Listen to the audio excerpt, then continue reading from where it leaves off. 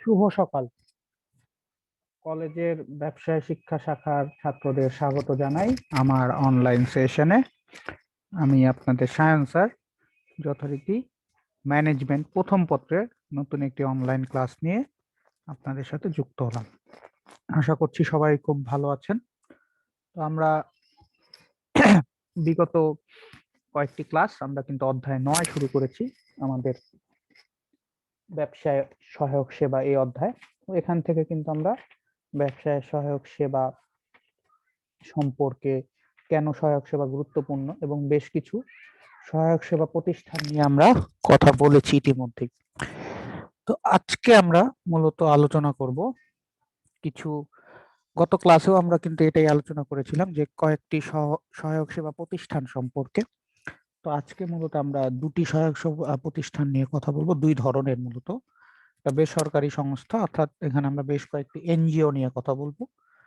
দেন আমাদের রপ্তানি উন্নয়ন ব্যুরো, তো তারা কি কাজ করে, তারা আমাদেরকে কিভাবে বিজনেসে সহায়তা করে, এই বিষয়গুলো নিয়ে আমাদের আজকের আলোচনা হবে। তো তো প্রথমেই আমরা যদি আলোচনা শুরুতেই আমাদের রয়েছে ব্র্যাক। আমরা সবাই মোটামুটি এটা নাম শুনেছি, ব্র্যাক পৃথিবীর সবচেয়ে বড় এনজিও এবং মোটামুটি এটা পৃথিবীর এখন বড় হয়ে গেছে, বাংলাদেশের তো বটেই, পৃথিবীর মধ্যে একটি বড় এনজিও। তো ব্র্যাক বাংলাদেশের সর্ববৃহৎ এনজিও। এটি মূলত ফুল ফর্মটা যদি আমি একটু বলি, ব্র্যাকের অনেকেই এটা অনেক সময় পরীক্ষার প্রশ্নে আসে, বিশেষ করে আমরা যখন ভর্তি পরীক্ষা দিতে যাব বিভিন্ন বিশ্ববিদ্যালয়ের, সেখানে অনেক সময় দেখা যায় বাংলাদেশ রুরাল অ্যাডভান্সমেন্ট কমিটি। তো এই নামটা আমাদেরকে জানা থাকতে হবে। তো ব্র্যাকের ফুল ফর্ম কি, এটা কিন্তু অনেক সময় আমাদের মোটামুটি সাধারণ জ্ঞান প্রশ্নের মধ্যে চলে আসে। তো মূলত আমাদের 1972 সালের পরে, স্বাধীনতার পরপরই স্যার ফজলে হাসান আবেদ, ওনার নেতৃত্বে এই প্রতিষ্ঠানটি তৈরি হয় এবং উনি স্যার উপাধি পান, যেটা পৃথিবীর একটি বড় সম্মাননার একটি। তো এবং উনি কিছুদিন আগেই আমাদের ছেড়ে চলে গেছেন। তো তো ওনার অবদান এই ব্যাগ গড়ে তোলার পেছনে মূলত ছিল, এবং দারিদ্র বিমোচনের লক্ষ্যে মূলত ঋণদান কর্মসূচি করাই ছিল এই সংস্থাটির কাজ, মূল কাজ। তো দারিদ্র বিমোচনের জন্য তারা গ্রাম অঞ্চলগুলোতে মূলত এই ঋণদান কর্মসূচিগুলো চালাতো। এছাড়াও এই ফজলে হাসান আবেদ স্যারের বিভিন্ন উন্নয়নমূলক কর্মকাণ্ড স্যার চিন্তাধারায় ছিল, যেমন তিনি স্বাস্থ্য ক্ষেত্রের জন্য বেশ কিছু কাজ করছেন, বিভিন্ন কমিউনিটি ক্লিনিক তিনি তৈরি করে দিয়েছেন। শিক্ষাক্ষেত্রে তার ব্র্যাক স্কুল আছে, ব্র্যাক ইউনিভার্সিটি আছে, মূলত আমি ওইখানকার স্টুডেন্ট ব্র্যাক ইউনিভার্সিটি। তো শিক্ষাক্ষেত্রেও প্রসার ঘটাইছেন উনি। বিভিন্ন ব্র্যাক ড্রাইভিং স্কুল আছে, বিভিন্ন বাচ্চাদের জন্য স্কুল আছে, সেখানে প্রাথমিক শিক্ষা দেওয়া হয়, এগুলা কাজও তিনি করছেন।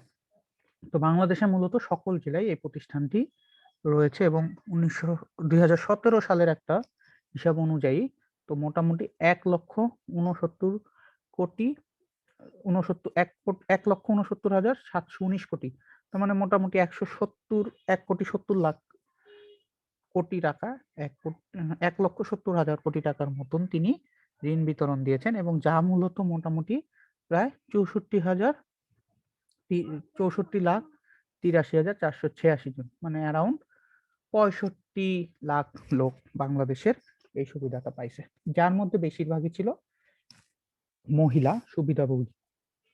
তো 87% মহিলা। এবং ব্র্যাকের মূল লক্ষ্যটা ছিল হইলো তারা কাপড়, হাঁস মুরগি পালন, আসবাবপত্র তৈরি বা এই যখন বাঁশ বেতের জিনিস, হস্তশিল্প, এইসব ক্ষেত্রে তারা মূলত বেশি অর্থ প্রদান করছে, ঋণ প্রদান করছে।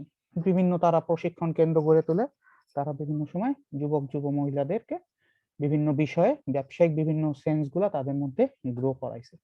তাদেরকে এই হস্তশিল্প, জামদানি, নকশি কাঁথা ইত্যাদি বিভিন্ন শিল্পে তারা কিন্তু মূলত বড় ধরনের পরিশ্রম বা বড় ধরনের অবদান রাখছে। এছাড়াও তারা এই যে যেমন আমরা আড়ং, আড়ং নামটা শুনি, আড়ং এর ফ্যাশন হাউস আছে। তো এই আড়ং এর যেমন ফ্যাশন ডিজাইনিং এ যারা তাদেরকে কাজ দিছে, আড়ং এর যারা প্রোডাক্ট তৈরি করে, মূলত এই প্রোডাক্ট গুলো বেশিরভাগ প্রোডাক্ট তাদের কিন্তু হস্তশিল্পের প্রোডাক্ট আছে। যদি কেউ আড়ং এর শোরুমে যাও, দেখবা যে অনেক ধরনের হস্তশিল্প প্রোডাক্ট, ওয়াল ম্যাট, এগুলো তারা বিক্রি করে। তো এগুলো কিন্তু এই আড়ং এ যারা কাজ করতেছে বা কর্মী যারা এগুলো তৈরি করছে তারা কিন্তু মূলত ওই গ্রামের সেই গরিব মহিলাগুলাই।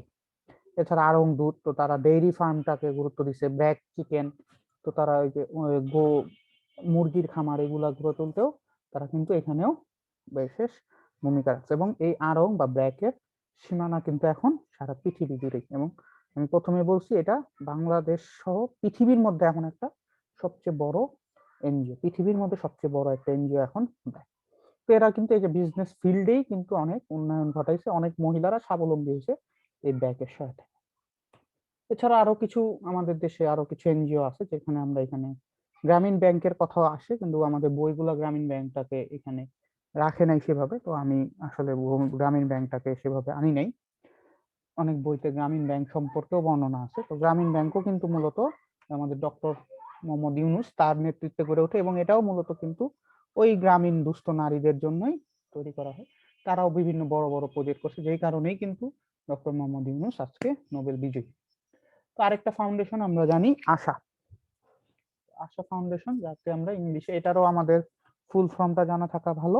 তো ASA association for social advancement, association for social advancement. তো বাংলাদেশের দারিদ্র গোষ্ঠীর জন্য আর্থসামাজিক উন্নয়নের জন্য এটা 1978 সালে প্রতিষ্ঠা লাভ করে, এবং 1992 সালে এটি ক্ষুদ্র ঋণ প্রতিষ্ঠান হিসাবে কাজ শুরু করে।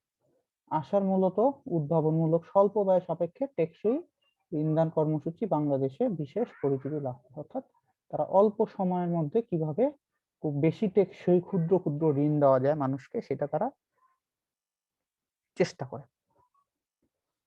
তো তারাও কিন্তু উল্লেখ্য গ্রামীণ ব্যাংক অনুমোদিত নন ব্যাংকিং আর্থিক প্রতিষ্ঠান, এনজিও নয়। এদের ঋণ দান কর্মসূচি অত্যন্ত প্রসারিত, তবে এদের এত এনজিও কাজ করছে যে আশা ক্ষুদ্র বিষয়ে বিশেষ সাফল্য লাভ করেছে। 2017 সালে তারা মূলত ঋণ বিতরণ আমরা যদি দেখি তাহলে 1,27,000 কোটি টাকা কিছু বেশি তারা দেয়, এবং তারা আদায় করে মোটামুটি 1,11,000 কোটি টাকার কিছু বেশি তারা আদায়ও করে নেয় ঋণ দিয়ে। তো সুবিধাভোগী ছিল মোটামুটি 77,97,000, মানে 78 লাখের মতন জনগোষ্ঠী তাদের এই সুবিধাটা পাইছে। তো এখানে দেখেন যে 64 লাখ মানুষ এই সুবিধা পাইছে, বাট আশাটার কিন্তু খুব ছোট ছোট অ্যামাউন্ট আশা দিত, যে কারণে আশার একটা সুবিধা ছিল।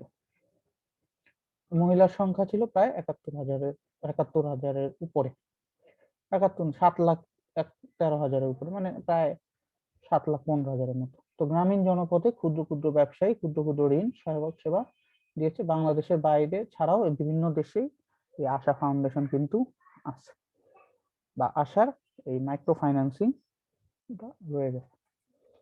দেন আরেকটা প্রতিষ্ঠান প্রশিকা, যেটা আরেকটা অন্যতম বড় প্রতিষ্ঠান। এটা 1975 সালে বাংলাদেশে ঢাকার মানিকগঞ্জে কয়েকটি গ্রামে এটা তৈরি হয়, এবং 76 সালে এটা মূলত বৃহত্তর আকারে আবির্ভাব হয়। এরা মূলত কাজ করে কৃষি ভিত্তিক শিল্প, হস্তশিল্প, গবাদি পশু, এগুলা নিয়ে প্রশিকার কাজ। এরাও প্রশিক্ষণ দেয়। প্রতিষ্ঠানটি 15 সালের হিসাব অনুযায়ী মোটামুটি 59টা জেলায় তারা ছিল, 59টা জেলায় তারা কাজ করে, এবং মোটামুটি তাদের হাতে প্রায় 1,79,000-এর মতন তারা প্রজেক্ট কাজ করছে, এবং প্রায় 5,400 কোটি টাকার কিছু বেশি তারা ঋণ সহায়তা দিছে, এবং তারা মোটামুটি আদায়ও করছে প্রায় 6,000 কোটি টাকার মতো, কিছু কম। তো এই হলো প্রশিকা, যারা কিনা মূলত কিন্তু তারাও এই ক্ষুদ্র ঋণ সহায়তাই দিছে। দেন স্বনির্ভর বাংলাদেশ, আরো একটা প্রতিষ্ঠান, যেটা আসলে 1975 সালে সেপ্টেম্বর মাসে কৃষি ও বন মন্ত্রণালয় একটি বিশেষ সেল করে সমাজ উন্নয়নে আত্মনিয়োগ করলে 1985 সালে এটি বেসরকারি সংস্থাটি তৃণমূল জনগোষ্ঠীর আর্থিক উন্নয়নে তৈরি হয়, এবং এই পর্যন্ত এটা প্রায় 50টি জেলায় আছে, এবং 160টার মতো উপজেলায় তাদের কর্মসূচি রয়েছে। 2016 সালের পর্যন্ত তারা মোটামুটি প্রায় 1,15,14,000 মানুষকে তারা সহায়তা দিচ্ছে, এবং 2,000 কোটি টাকার কিছু বেশি ঋণ দিছে, এবং প্রায় 1,800 কোটি টাকার মতো তারা সেই ঋণ আদায় করে নিছে। তো এটা কিন্তু খুব ছোট পরিসরে বা ভালোই তারা কৃষি ও বন রিলেটেড সেক্টর গুলোতে বেশি সহায়তা দেয়। এছাড়া আরেকটা প্রতিষ্ঠান যেটা টিএমএসএস, অর্থাৎ ঠ্যাঙামারা মহিলা সবুজ সংঘ, টিএমএসএস। এটা মূলত বগুড়া জেলার ভিত্তিক তৈরি করে 1980 সালে এটা তৈরি হয় এবং বর্তমানে প্রায় 63টি জেলায় এটা রয়ে গেছে আছে। প্রতিষ্ঠানটি শুরু থেকে দারিদ্র বিমোচন, নারী ক্ষমতায়নে কাজ করেন এবং দারিদ্র ও মহিলাদের ঋণ সহায়তা দিচ্ছে। তাদের ওই একই কৃষি রিলেটেড, হাঁস মুরগি ফার্ম, কুটির শিল্প, এগুলো রিলেটেড তারা টাকা দেয় এবং তাদেরও মোটামুটি প্রায় 52 লাখের কিছু বেশি মহিলাদের তারা সাহায্য করছে এবং প্রায় তারা 16,000 কোটি টাকার মতন ঋণ দিছে এবং প্রায় 15,000 কোটি টাকার মতো তারা সেই ঋণ আদায়ও করছে। তো আরেকটা প্রতিষ্ঠান যদি আমরা সর্বশেষ, যেটা একটা এনজিও, হচ্ছে মাইডাস। তো মাইডাস মূলত ফুল ফর্মটা যদি দেখি, micro industry development assistancy service. তো তারা ক্ষুদ্র শিল্পে নিয়োজিত প্রান্তিক শিল্প মালিকদের ঋণ প্রশিক্ষণ সুবিধা দেয়, দেশের অর্থনৈতিক উন্নয়নে শক্তিশালী ভূমিকা রাখে এবং 1981 সালে তারা এনজিও ব্যুরোতে নিবন্ধিত হয়ে 82 সাল থেকে কার্যক্রম শুরু করে। তারা ক্ষুদ্র শিল্পের উদ্যোক্তা ঋণ দেয় এবং তথ্য পরামর্শ সহ বিভিন্ন সেক্টরে ক্ষুদ্র শিল্প গোষ্ঠীদেরকে তারা কিন্তু সহায়তা করছে। তারাও খুব অল্প সময়ের মধ্যে তারা খুব পরিচিতি লাভ করে এবং 2000 সালে প্রতিষ্ঠিত হয় এবং গতিশীল করার জন্য মাইক্রো ফাইন্যান্সিং বা মাইডাস ফাইন্যান্সিং লিমিটেড নামে একটি নন ব্যাংকিং প্রতিষ্ঠান আসে।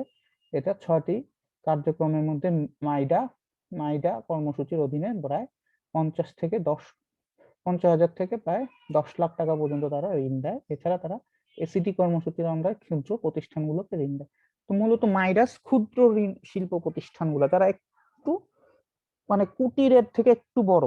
আমরা যদি কুটির শিল্প, ক্ষুদ্র শিল্প, তারপর আমরা বৃহৎ শিল্প এটা জানি, তো কুটির শিল্পটা হচ্ছে একদম ছোট পর্যায়ে পরিবার ভিত্তিক, তো তাদেরকে দেয় না, তারা আরেকটু পরিবারের থেকে আরেকটু বেশি লোক নিয়ে যেখানে কাজ হয়, ক্ষুদ্র শিল্প, সেই সেক্টর গুলোতে তারা অর্থ দিচ্ছে। আর বাকি যেই 4টা বা 5টা আমরা দেখলাম, স্বনির্ভর বাংলাদেশ, ব্র্যাক, ঠ্যাঙামারা মহিলা সংঘ, আশা, গ্রামীণ ব্যাংক, এটা কিন্তু মূলত ওই প্রান্তিক জনগোষ্ঠী, প্রান্তিক মহিলা, বিশেষ করে মহিলা গ্রুপটাকে তারা, যারা আত্মকর্মসংস্থান করতে পারে, নিজেরাই কিছু স্বাবলম্বী হইতে পারে, সেইভাবেই তারা তাদেরকে সহায়তা দিচ্ছে। তো তার মানে এই প্রতিষ্ঠানগুলো কিন্তু ওই রুট লেভেলের লোকগুলো থেকে বিজনেস করানোর জন্য তাদের যে আর্থিক সহায়তা, যে প্রশিক্ষণ দরকার, প্রতিটা প্রতিষ্ঠানই কিন্তু তাদেরকেই সেভাবে সহায়তা দিচ্ছে।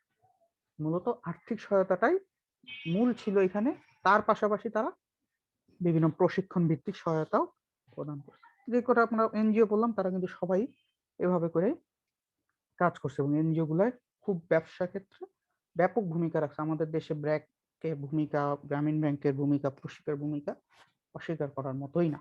ঠিক আছে, তো সর্বশেষ আজকে আমরা রপ্তানি উন্নয়ন ব্যুরো। তো আজকে কিন্তু আমি এনজিও গুলা নিয়ে কথা বললাম, বেশ কয়েকটা এনজিও। তো পরীক্ষার প্রশ্নে এনজিও রিলেটেড কোশ্চেন থাকতে পারে, কোনো একটা স্পেসিফিক এনজিওর কথাও বলা হতে পারে, তখন আমরা সেভাবে লিখতে পারি। যেমন হইতে পারে যে টিএমএসএস থাকতে পারে, যে বগুড়া ভিত্তিক একটা প্রতিষ্ঠান, ওই উদ্দীপকটা যদি ওইভাবে থাকে তাহলে আমার ওটা টিএমএসএস আন্ডারে পড়ে যাবে। তো ক্ষুদ্র শিল্প রিলেটেড যদি হয় তখন সেটা মাইডাসের আন্ডারে পড়ে যাবে। পৃথিবীর বৃহৎ বা বাংলাদেশের বৃহৎ হলে সেটা ব্র্যাকের আন্ডারে পড়ে যাবে। তো ওই লাইনগুলো এখানে দেখতে হবে।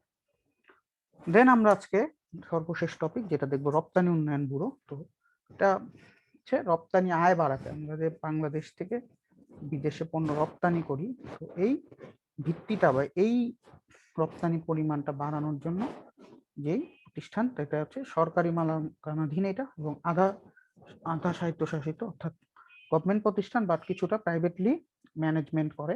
তো সেটাকে আমরা বলি রপ্তানি উন্নয়ন ব্যুরো বা ইবিপি, এক্সপোর্ট প্রমোশন ব্যুরো। তো দেশের টেকসই অর্থনৈতিক উন্নয়ন, স্বনির্ভরতা অর্জনের জন্য বৈদেশিক বাণিজ্য রপ্তানির ভূমিকা অনেক, অর্থাৎ বিদেশে কিন্তু আমাদের রপ্তানি করতেই হবে। সারা পৃথিবীকেই, তাদের প্রতিটা দেশেরই রপ্তানি বাড়াইতে পারলেই তাদের অর্থনীতি বাড়বে, কারণ ফরেন এক্সচেঞ্জ তখনই আসবে। তো তাই রপ্তানি ব্যবস্থা কার্যকর করার লক্ষ্যে মূলত বাংলাদেশ 1977 সালে সরকারি অধ্যাদেশে এই ইবিপি গঠন করা হয়। বর্তমানে ইবিপি দেশে সার্বিক রপ্তানি খাতটাকে দেখে।